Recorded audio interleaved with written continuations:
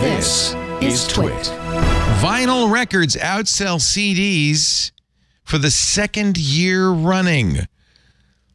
Last year's vinyl revenue in the U.S., according to The Verge, more than doubled the amount spent on CDs. Now, of course, CDs are dying. Well, I was going to say, the most shocking thing about this is who is still buying CDs? CDs, yes. But 43 million vinyl records were sold last year. That's a really large number. I mean, admittedly, many, many more people listen to streaming. But that's... Howard Stern just ridicules Baba Booey, Gary Del Latte, for liking vinyl. I like vinyl, boss. And Howard thinks it's the most ridiculous thing on earth. But Gary has, a whole room and a special stereo, and it's like going back to the 70s. You can make a case... I love vinyl. Yeah. It's great. Do you it's nice to have live in Brooklyn. I do have a vinyl. Yeah. I have vinyl. I've got a record player. I like it because it's a way to support artists. It's a way to own physical media. I enjoy displaying the art on the records, and I enjoy it's a good way. Instead of just queuing up an album on Spotify, I can queue it up on my record player. Did your parents have a big stereo? They had, a big CD player and tape cassette stereo, but never any vinyl. Oh, wow. See, I'm so old. Leo, I bet you did too. My parents had, the stereo was a piece of furniture. Yeah. The size of a dining room my grandmother buffet. had that, but yeah. I bet you that thing sounded really good, though. No, it didn't. It sounded tubby as hell. Yeah.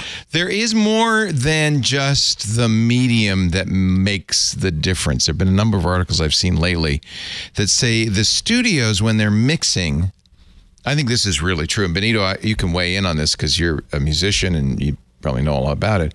When they're making pop records intended for airplay, streaming, and putting on CDs, they compress them very, very highly because they have more punch. Compression means that the difference between the quietest sounds and the loudest sounds is reduced. So everything kind of is... And I've seen actually comparisons between the vinyl versions of recent songs and the CD versions. And because they know that it's people like Paris, it's twee boho collectors in Brooklyn who are buying vinyl that care about audio more, perhaps, they don't compress it as much. It's not going to go to streaming or airplay. And so you might actually get a better sounding record, not because the medium is better. Okay, a couple of things there. Yes. So for one, the medium is a little bit better in that it's analog. It preserves more dynamic range. Yeah. Right. So quiet parts can be quieter and loud parts can be louder without distorting your system. Right. But when it comes to like mastering, which is what you're talking about, the process of creating the final audio tracks, right, that go on the record, all the tools today that actually produce music, it's all digital. So actually, like, digital mediums are kind of the best for modern music. Anything made after like 1996, because it's recorded digitally. It's all recorded digitally. So like digital mediums are probably better for sound quality. Yeah. But back before that, all of the records were mastered for vinyl. Right. So that's why records for like 80s records, 70s records, 60s records, those definitely sound better because they were mastered for that medium. How much vinyl do you have, Benito? About 300.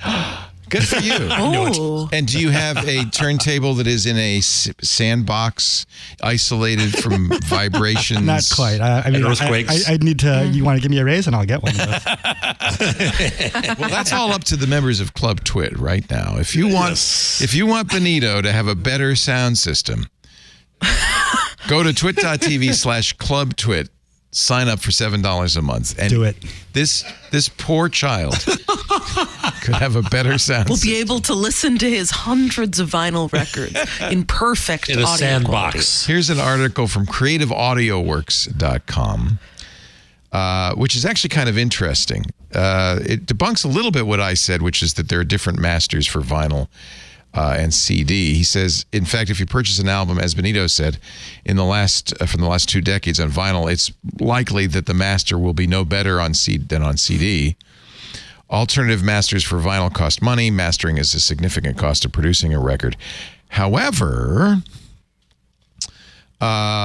There are older, as you said, Benito, older records that sound very good on vinyl. Jazz sounds amazing on vinyl. You know, Miles Davis' Kinda Blue will never sound better than it does on a record. Absolutely.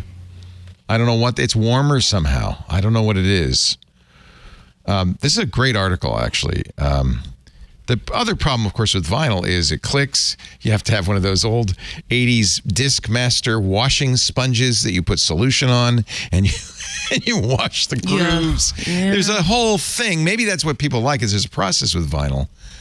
And maybe that's also what psychologically makes them think, this sounds better. I'm, putting more effort into it. And to answer Paris's question earlier about who's buying CDs now, people who are buying CDs now are old vinyl collectors who don't want to pay new vinyl prices. Who are just like music collectors who don't want to pay, because vinyl has gotten way more expensive. It's really expensive. Yeah. Do you buy the 108-gram vinyl records? I'm not that kind of collector. Okay. I just pick up the records that I like. I'm not like a collector. What does an average album cost these days? A brand new, about 30 to 40. Wow. And the CD's $16.99 unless you join the RCA Music Club, when you can get 20 for a penny. Little tip, little life hack for you. And destroy your credit on the way. And destroy your credit forever.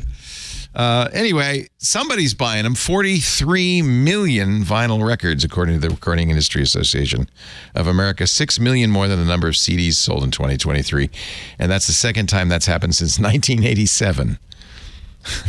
I just joined that club, added a little bit more to the vinyl side. I bought, I did a pre-order of Baldur's Gate 3's soundtrack on vinyl recently. Wow. Oh, that's so you. That is so you. I'm still pissed because Pentiment, the game I think I've talked about once before that Jeff tried to download on his computer, where you play a 15th or 16th century Bavarian illustrator around the 15th. Gutenberg 15th. Thank you. I was like, I can't get it wrong, but I did.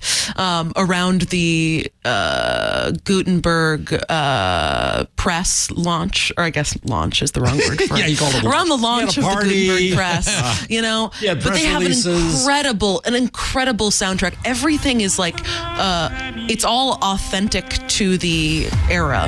Everything in the game as well as the soundtrack. And I wanted to get it on vinyl, but it sold out in like 1 hour. Wow. No. So The they create entire scarcity. game is like wood block carving. really Is beautiful. how it's. Is it a good fantastically game? designed. It is a fantastic Okay, game. I'm It's gonna like a have to murder play it. mystery. It's on Xbox. You I'll have should. to play it, yeah. It is basically you are this Bavarian illustrator in kind of a small Bavarian town trying to complete your masterwork. A murder happens and you get kind of caught up in it. And you have to make a series of choices that influence the fate of the game. Oh, sounds like Yeah, Umberto it's Eco's Sex Name with of a the Nun. Rose. Have you read Name of the Rose? No, I have not. Oh my What's that? God. Put that game down and go read The Name of the Rose, one of the great murder mysteries. You'll like it. And it comes from, it's a friar is the detective. Comes from that era. It's wonderful. Now, did Pentiment record new music for this, or did they take old music?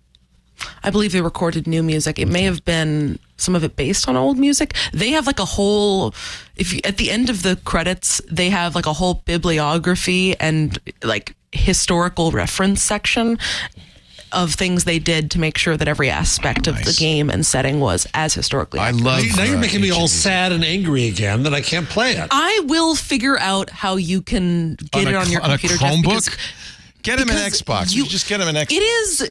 It is a really easy, it's just like a text-based adventure. Yeah. There's nothing super complicated about it. Yeah. And a big part of the mystery, like whenever you learn something, like every person's dialogue is written in different font, depending on their characterization, what knowledge they have. Once you could perhaps have somebody who thought the whole game was like a peasant, their dialogue's written in like pigeon scratch, and then you realize actually they're literate and have been reading the whole time, and then suddenly their dialogue changes to like printing press font. Oh, It's wow. beautiful. You'd really like it. Oh, Jeff. so you were trying to get this limited edition that ran out a couple I of was days trying ago. I was trying to get the vinyl. They were selling all of they had a beautiful, I believe, like golden pressed vinyl Wow. for Pentiment's soundtrack. And it's a fantastic Have you soundtrack. checked, My friend eBay? texted me when it came out, and I was like, "Oh, I'm at a bar with some coworkers. I'll do it on the train home." Ha! In 45 minutes, it was sold out. You fuel you. So it's for sale on eBay for I know. $97.58. I know, but do I want to Well, spend that's cheaper than $100 on it? $200. Yeah. Hey, it's Leo Laporte. I hope you enjoyed this little snippet from our show This Week in Google. For the full show, you can either go to our website, twit.tv/TWiG, or find TWiG in your favorite podcast client.